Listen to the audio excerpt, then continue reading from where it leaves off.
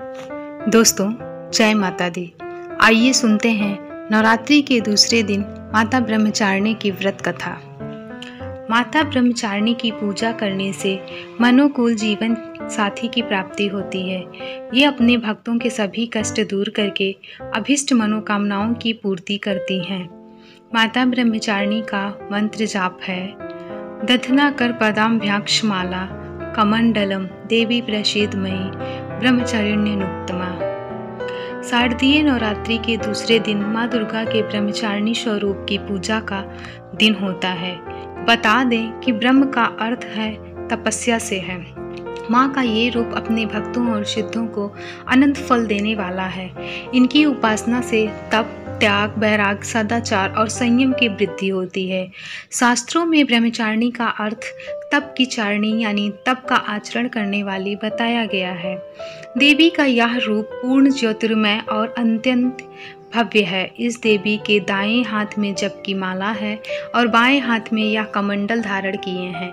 चलिए जानते हैं इनका कथा के बारे में। मान्यता है कि पूर्व जन्म में इस देवी ने हिमालय के घर पर पुत्री रूप में जन्म लिया था और नारद जी के उपदेश से भगवान शंकर को पति रूप में प्राप्त करने के लिए घोर तपस्या की थी। इस कठिन तपस्या के कारण इन्हें तपस्यारिणी अर्थात ब्रह्मचारिणी नाम से अभिहित किया गया। 1000 वर्ष तक इन्होंने केवल फल फूल खाकर बिताए और 100 वर्षों तक केवल जमीन पर रहकर शाक पर निर्वाह किया। कुछ दिनों तक कठिन उपवास रखे और खुले आकाश के नीचे वर्षा और धूप के घोर कष्ट सहे।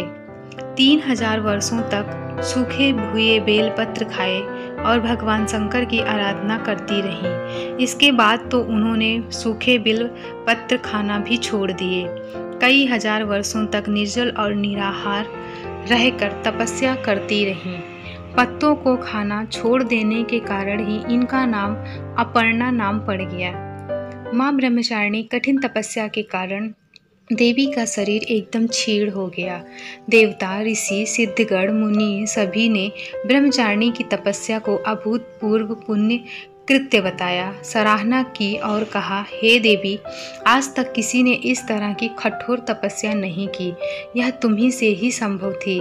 तुम्हारी मनोकामना परिपूर्ण होगी और भगवान चंद्रमौली शिव जी तुम्हें पति रूप में प्राप्त होंगे। अब तपस्या छोड़कर घर लौट आओ।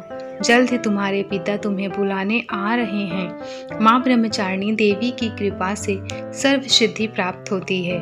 दुर्गा पूजा के दूसरे दिन देवी के इसी स्वरूप की उपासना की जाती है। जय माता दी दोस्तों।